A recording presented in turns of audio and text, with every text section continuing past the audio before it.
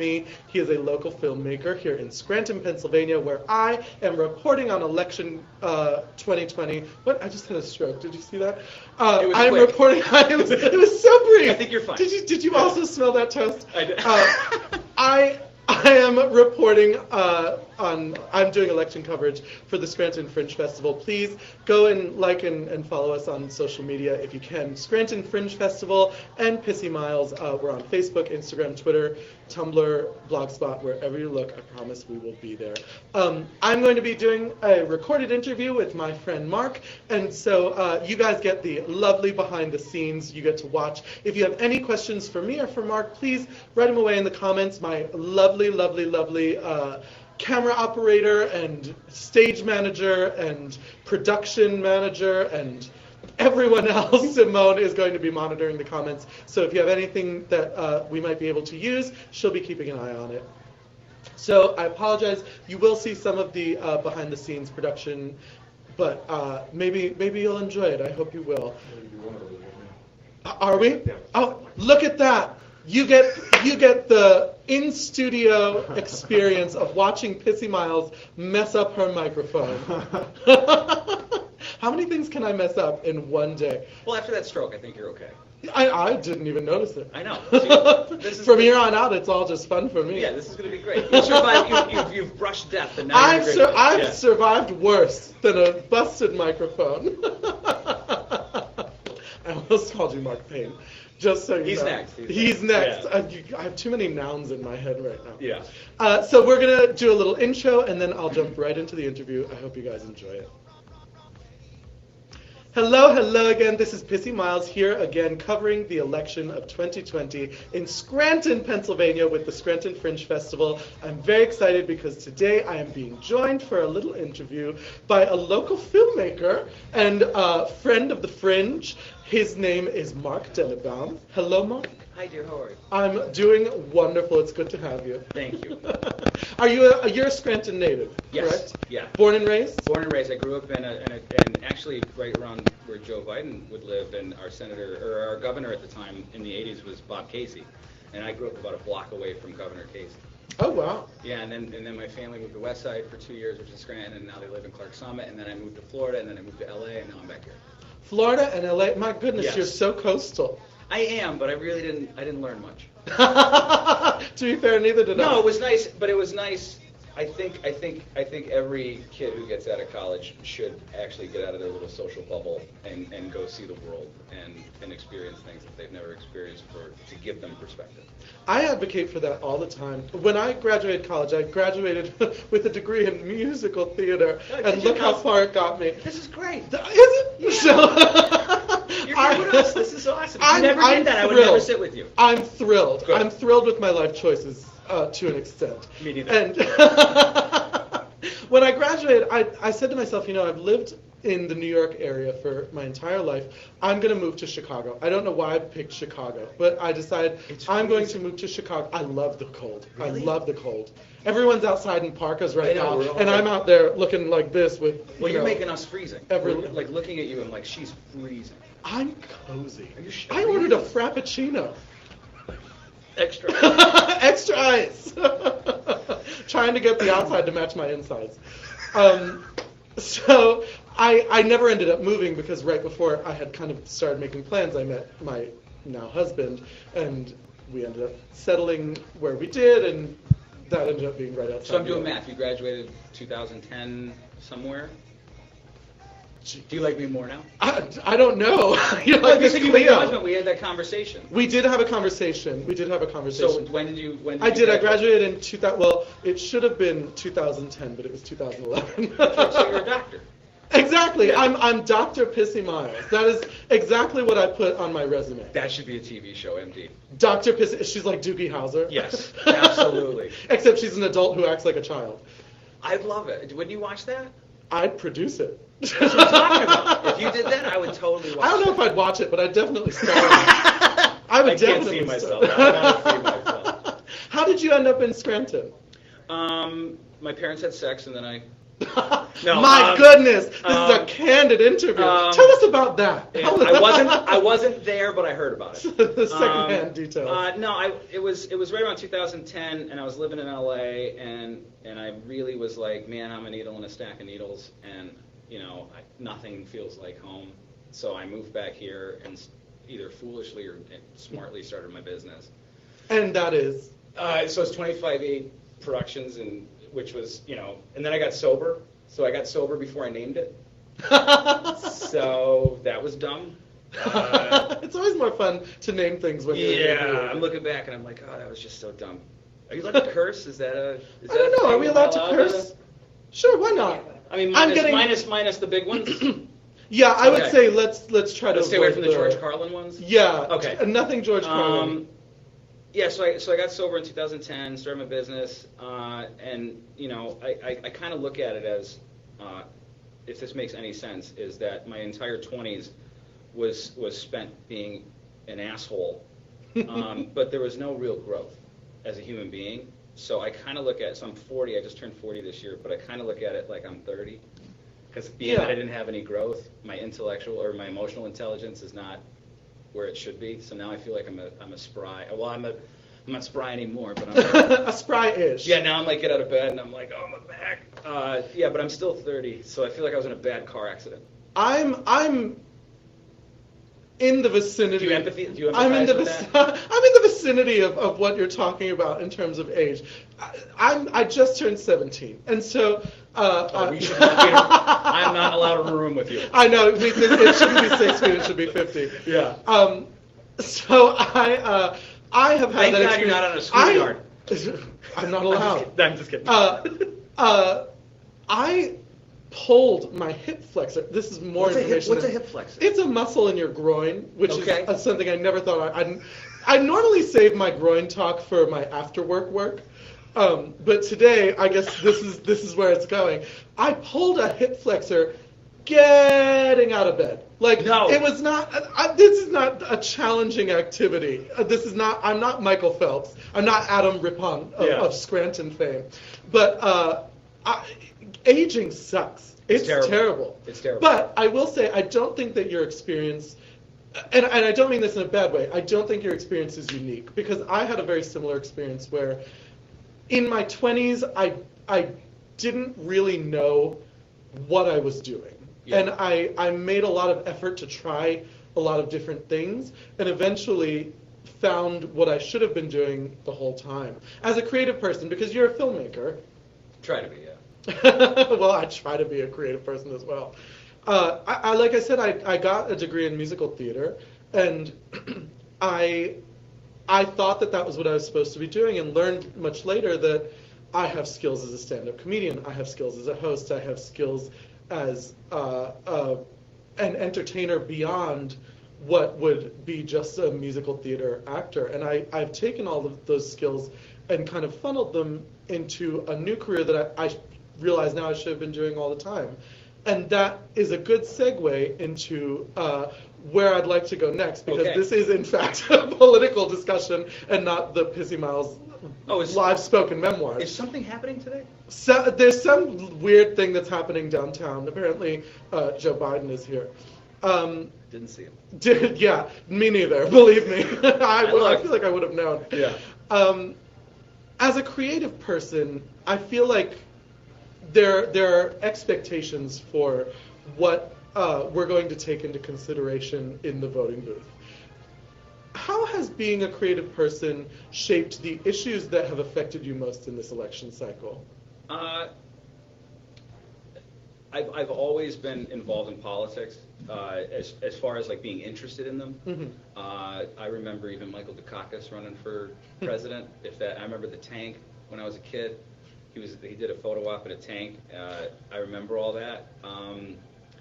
I think what it does, I think being creative, and I highly recommend it to everyone, is to break out of your mold and experience new things. And I think that's where that comes from. I think creativity allows you to see a point of view in life that you wouldn't normally have if you were a laborer or putting gas lines in or something like that. I think everybody should be creative outside of their 9-to-5 job or in their 9-to-5 job, because it allows you to look at issues, personalities, certain sects of the culture, SECTS.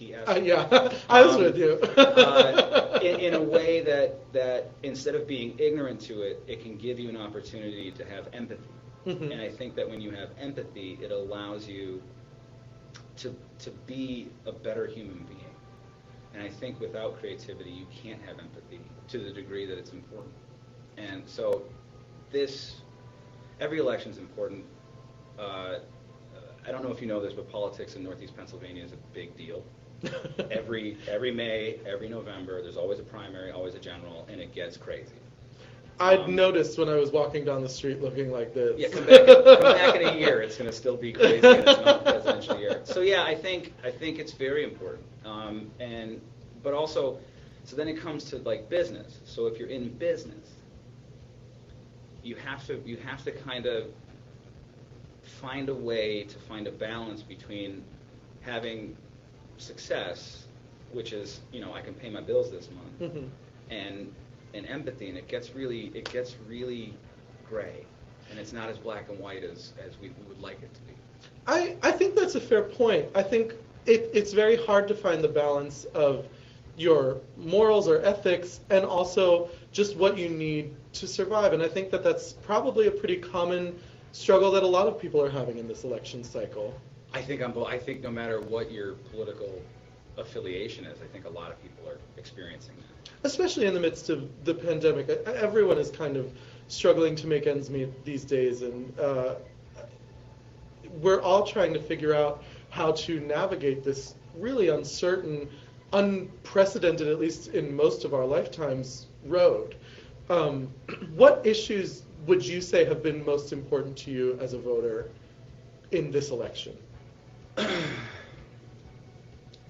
I hate to say the pandemic, but that's one of them. Mm-hmm. I hate to say the economy, but that's one of them.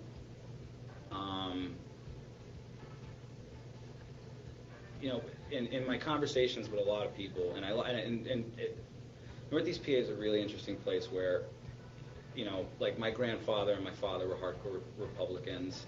I was a liberal, and now I kind of find myself not pegged all the way to the left or Mm-hmm. all the way to the right. I'm more like here right now. You're in the middle of the rainbow. Yeah, and I think that I think that the thing that a lot of people miss is I think that that's where a lot of people really are. Mm-hmm. I don't think that they have to get on this railroad track or that railroad track. I think that they have to find a place where like the spurs hit together, and that's what makes sense, because I don't think it's healthy as a culture or a society to have these two polar opposite viewpoints, and then you have to choose between those two. Mm-hmm. I think it's really dangerous to the republic that that's where we're at. And I think it's incumbent upon us as citizens, we elect these officials to represent us, and a lot of the times they don't represent us, they represent themselves. Mm-hmm. Or their lobbyists. But that's from, a lot of people are like, Trump, Biden, and I'm like, you really got to pay attention to the local elections. You got Mm-hmm. to pay attention to the people who represent you, because they're the ones who end up actually screwing you. And it's not, as a figurehead or an identity piece or something that's supposed to be emblematic of what our country stands for, in some respects, I think the seat of the president holds too much power in terms of like, oh, this represents us as a country. I don't think that that's what it's just so, I hope that we're all trying to realize that it's a lot more complicated than we thought it was. Instead of single issue things, I think it's a lot more complicated than we realized. And my hope is that tomorrow, if nobody fires a shot on either side, like I was saying before, it's incumbent upon all of us as citizens of this planet, of this country, of this universe, it's our responsibility to be nice to each other and try to understand each other. Mm-hmm. The politicians are never going to do it, because they have to say certain things and do certain things that make sure that they get reelected.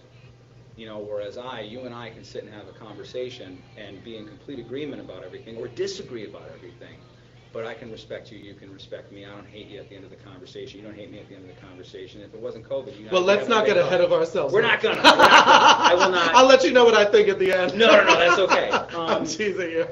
but I think that's, that was something that happened maybe around like April or May of this year, where I'm like, all of this stuff is just theater. It's insane, and the fact that we as citizens are willingly participating in some of the insane theater of it, I think we're losing the plot. And even to kind of address that for a second, I have thoughts like that all the time.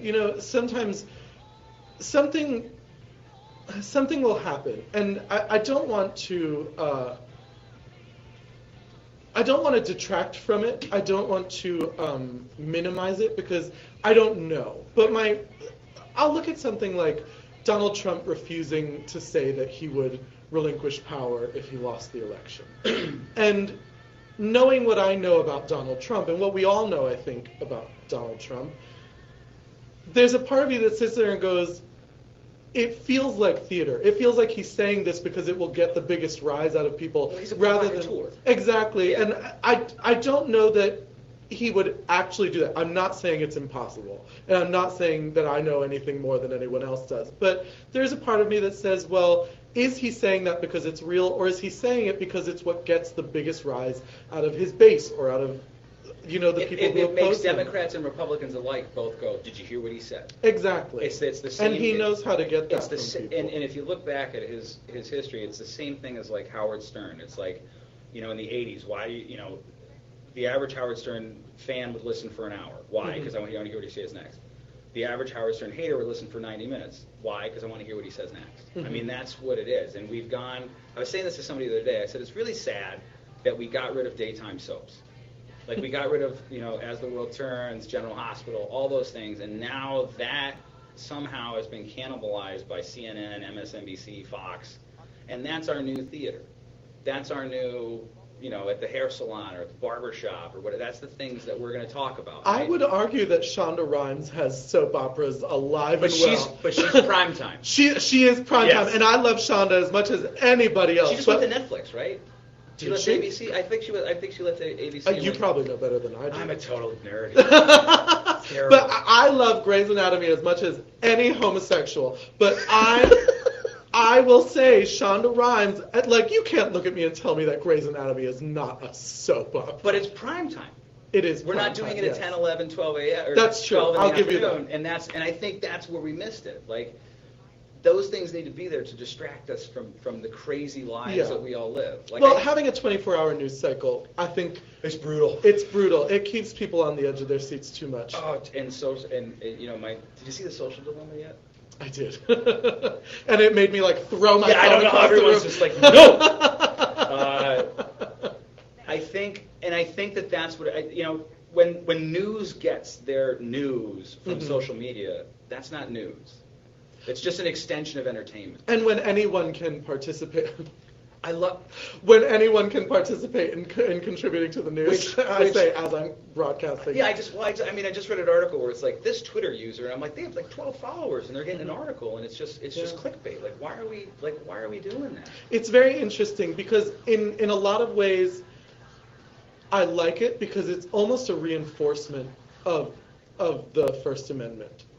I like the idea that people have a voice, and in a way that we have not in the past.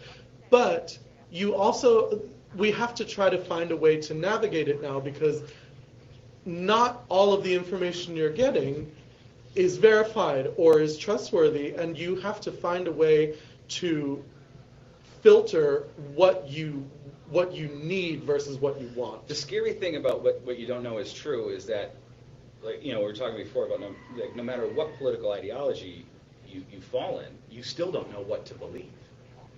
That's a frightening concept when we question the nature of reality, no matter where we sit. And it goes back to what I was saying before about, I can read an article about Donald Trump saying something, and I can say, well, is this the theater? Is this?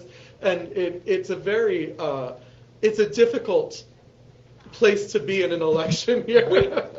Look, we are a country that is enamored with likes and clicks, and if you look at Instagram, TikTok, Twitter, all that stuff, it's about who liked my photo, who shared my thing, who did this, who did that. And then we're surprised when the guy who capitalized on all of that ends up winning an election. I know.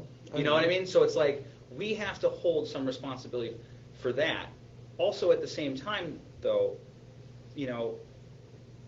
political ideologies are what they are, and they're now the thing that are like cementing people and how they feel.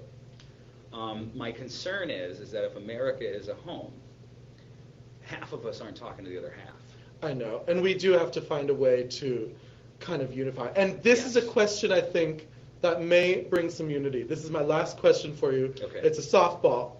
Oh, come on. I know. Well, listen, I've got big hands. I almost said something that would not have been half appropriate. And with the cameras are on. This is a question I've asked everyone all day. Is it a hoagie? Is it a sub? Is it a hero? I think it's a hoagie.